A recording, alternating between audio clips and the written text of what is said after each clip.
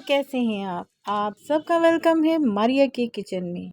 आज मैं लाई हूँ आप लोगों के लिए बहुत ज़बरदस्त रेसिपी और बहुत ही आसान तरीका। रेशा चिकन कचौरी की रेसिपी बहुत खस्ता बनेगी और बहुत ही आसान तरीका है इसका। मेरे साथ रहिएगा, मेरा साथ दीजिएगा। चले जी, चलते हैं हम बिना देर किए हुए अपनी रेसिपी की जानिब। यहाँ मैंने 3 टेबलस्पून ऑयल ले लिया और 1 टीस्पून इसमें साबित ज़ीरा शामिल कर लिया। इसे कुछ ही सेकंड पकाएंगे, थोड़ा सा ये कलर चेंज होने लगेगा। तो इसमें मैं अदरक का पेस्ट शामिल कर लूँगी। सिर्फ अदरक का पेस्ट ही शामिल होगा इसमें और इसे कुछ ही सेकंड पकाएंगे। उसके बाद हम इसमें बाकी के भी अज्जा शामिल कर लेंगे। मैं कोशिश करती हूँ बहुत ही आसान तरीके की रेसिपी आप लोगों के साथ शेयर करूँ। फ्लेम मैंने मीडियम टू लो रखा हुआ है और ये अब पक चुका है। अब इसमें हम थोड़ा सा नमक शामिल कर लेंगे। हाफ टी स्पून इसमें हल्दी पाउडर शामिल कर देंगे और 1 टेबलस्पून या लाल मिर्च पाउडर शामिल कर लेंगे। इसको थोड़ी देर पकाएंगे। उसके बाद हम इसमें बाकी के भी अज्जा शामिल कर देंगे। जो करने होंगे मैं आपको दिखा दूंगी। यहाँ अब मैं इसमें चिकन शामिल करूंगी। चिकन जो है वो बोनलेस ले लिया था मैंने, हाफ केजी। उसे थोड़ा सा नमक डालकर बॉयल कर लिया और उसे मैंने रेशा रेशा कर लिया है। चिकन जो हम बना रहे हैं कचौरी, वो रेशा चिकन कचौरी है।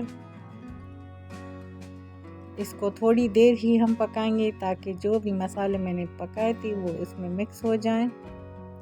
इसे मैं अच्छे से मिक्स कर चुकी और यहाँ मैंने 1 अदद टमाटर ले लिया था, उसकी प्यूरी शामिल कर रहे हैं इसमें। मीडियम साइज़ का टमाटर था। आप चाहें तो साबित टमाटर भी इसमें बारीक कट करके शामिल कर सकते हैं। मैंने इसमें प्यूरी शामिल की है। इसे भी अच्छे से मिक्स कर देंगे हम। ऑयल देखें मैंने बिल्कुल परफेक्ट इसमें शामिल किया था, बिल्कुल नहीं है ऑयल नहीं ज़्यादा हो रखना चाहिए वरना हमारी कचौरियाँ जो हैं वो ख़राब हो जाएंगी। यहाँ मैंने 2 टेबलस्पून दही शामिल कर दिया है इसमें। इसे भी अच्छे से मिक्स कर देंगे हम। बहुत ही ज़बरदस्ती हमारी कचौरियाँ आज रेडी होंगी, बिल्कुल खस्ता जैसे हम बाहर हलवाई से लेते हैं, बिल्कुल बेकरी स्टाइल में। मैंने आपको पहले भी कचौरियाँ बनाना सिखाई थी। 1 टेबलस्पून मैंने धनिया पाउडर शामिल कर लिया है और 1 टीस्पून मैंने काली मिर्च का पाउडर शामिल कर दिया है। इसे अच्छे से मिक्स कर देंगे हम।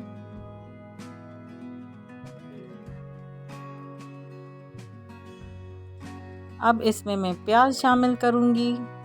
ग्रीन अनियन का वाइट पार्ट, ग्रीन पार्ट और जो हम नॉर्मल प्याज यूज़ करते हैं, ये तीनों चीज़ें शामिल कर लेनी है। और उसके बाद में इसमें जो है शिमला मिर्च और पुदीना शामिल कर दूंगी। हरा धनिया भी आपके पास हो तो वो भी शामिल कर दीजिएगा।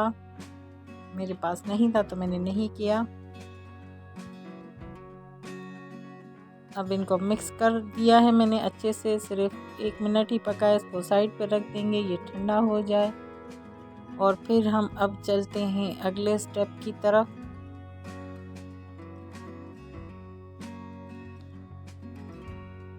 इसका पानी बिल्कुल खुश्क कर देना है। जो हमने दही इसमें शामिल की थी, टमाटर बिल्कुल खुश्क कर दिया पानी। मैंने यहाँ 2 कप मैदा ले लिया और थोड़ी सी अजवाइन ले ली है। नमक इसमें थोड़ा सा शामिल कर लेंगे और यहाँ मैंने 3 टेबलस्पून जो है वो मेल्टेड घी ले लिया है। इन चीज़ों को पहले हम मिक्स करेंगे।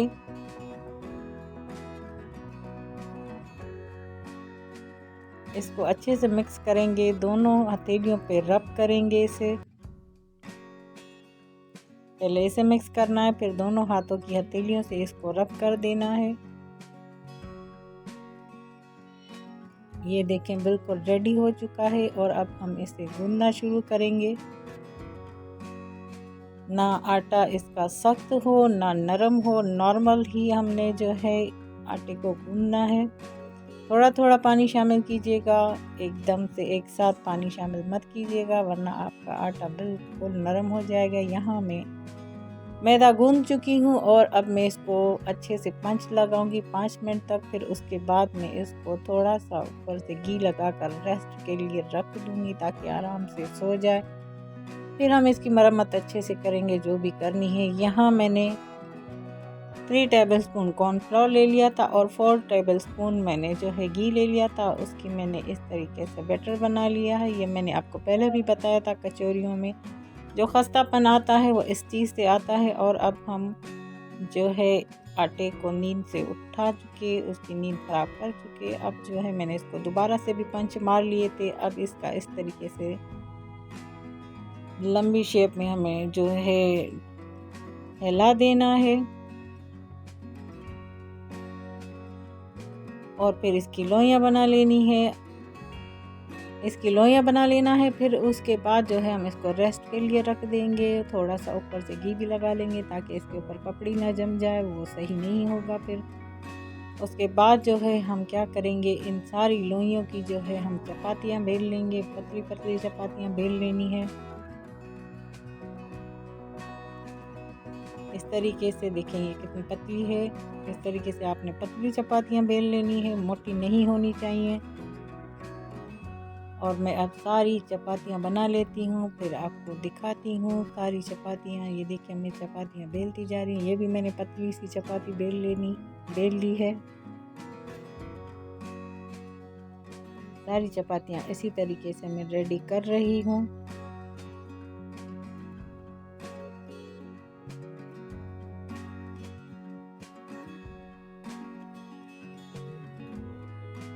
सारी चपातियाँ यहाँ बन चुकी। अब हमें क्या करना है, जब आप चपातियाँ बेलते वक्त रखते जाएं तो थोड़ा सा आटा भी डस्ट करते जाइएगा, वरना ये आपस में चिपक जाएंगी।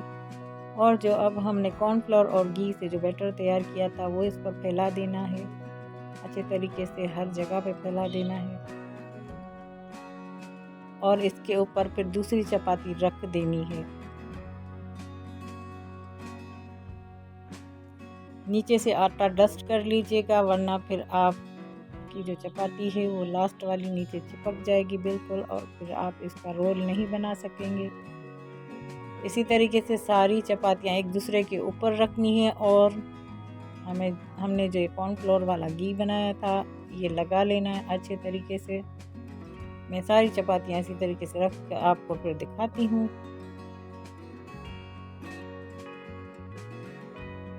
यहाँ मैं सब चपातियाँ एक दूसरे के ऊपर रख चुकी। अब हमें जो है टाइट रोल बनाना, बिल्कुल टाइट रोल बनाना है। मैं रोल बना लेती हूँ फिर आपको दिखाती हूँ। यहाँ देखिए कितना टाइट रोल मैंने बना लिया। अगर ये मैं किसी को मारूंगी तो वो गिर जाएगा और उठ नहीं सकेगा। बहरहाल अब इसको थोड़ा सा खींच के लंबा कर लेना है और छुरी ले लेनी है, तेज़ छुरी हो आपके घर में वो ले लेनी, और इसका ये साइड कट करके अलग कर लेना है। और आपको छुरी इस तरीके से चलानी है जैसे मैं चला रही हूँ, आरी की तरह। अगर हम नीचे बिल्कुल सीधा कट करके ले जाएंगे तो इसके रेशे नहीं बनेंगे, कचौरी के जो लच्छे बनते हैं वो नहीं बनेंगे। और आप निशान लगा लेना है कि कितना आपने इसका पेड़ा लेना है। इसी तरीके से ही आपने कट करना है जो तरीका मैं आपको बता रही हूँ। ये देखिए कितने सारे इसके अंदर से जो है लच्छे बन चुके। दूसरी साइड भी देख लें, ये साइड भी देख लें। अब मैं सारी कटिंग इसी तरीके से करके आपको दिखा रही हूँ। इसको अब साइड पे रख देंगे। अब मैं सबसे पहले वो पेड़ा उठाऊंगी जो मैंने पहले कट किया था। इसको हाथ की हथेली की मदद से थोड़ा सा हमने फैला देना है, फिर फिंगर की मदद से हम फैला देंगे, फिर बेलन से हम इसको हल्के हाथ से बेल लेंगे। या मैंने सारी चपातियों को इसी तरीके से फैला के और हल्का हल्का बेल लिया, और इसके ऊपर जो हम स्टफिंग रखते हैं वो रख दी है मैंने। और जैसे मैंने पहले कचौरियाँ आपको बनाने से कही थी उसी तरीके से ही इसको फोल्ड करना है।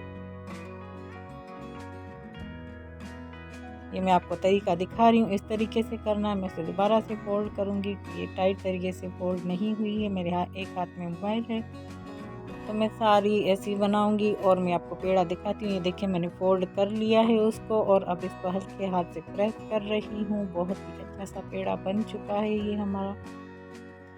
अब सारी इसी तरीके से हमने बनानी है। दूसरा तरीका मैं आपको दिखा देती हूँ जो बिल्कुल ही आसान है। इस तरीके से आप थोड़ा सा पानी लगा लें हर तरफ से और बस चपाती को उठा के हमने सिर्फ इस साइड फोल्ड करना है और फोक की मदद से डिज़ाइन बना लेना है। बहुत ही आसान तरीका है ये तो।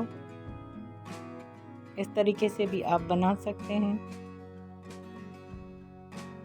यहाँ ऑयल जो है हमने ज़्यादा गर्म नहीं किया। आपने ऑयल इतना गर्म करना है कि आपकी फिंगर जो है उसकी गर्माइश बर्दाश्त कर सके।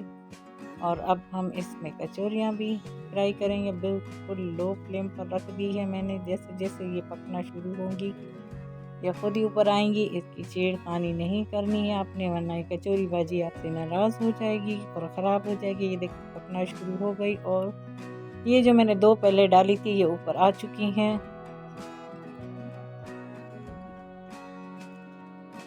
अब ये खुद ब खुद पकेंगी और फिर हम जो है इसको 3 मिनट हो चुके हैं लो फ्लेम पर और मैं अब इनकी साइड चेंज कर रही हूँ।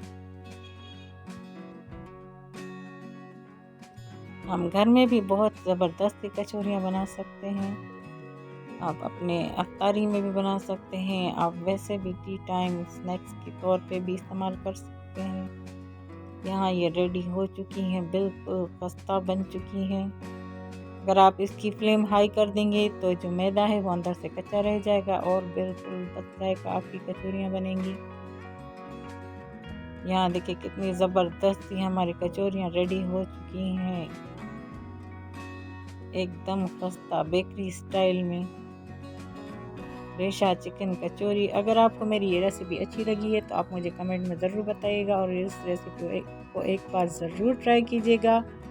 अब मुझे दीजिएगा इजाज़त। मुझे अपनी दुआओं में याद रखिएगा। अपना और अपने प्यारों का ढेर सारा ख्याल रखिएगा। मिलती हूँ मैं आपसे अपनी अगली रेसिपी में बहुत ही जल्द मारिया के किचन में। तब तक के लिए सबको मेरी तरफ से अल्लाह हाफिज़ और मेरी सेहत के लिए दुआ ज़रूर कीजिएगा।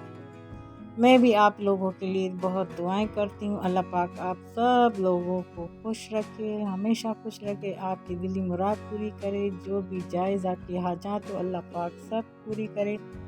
आमीन सुम्मा आमीन।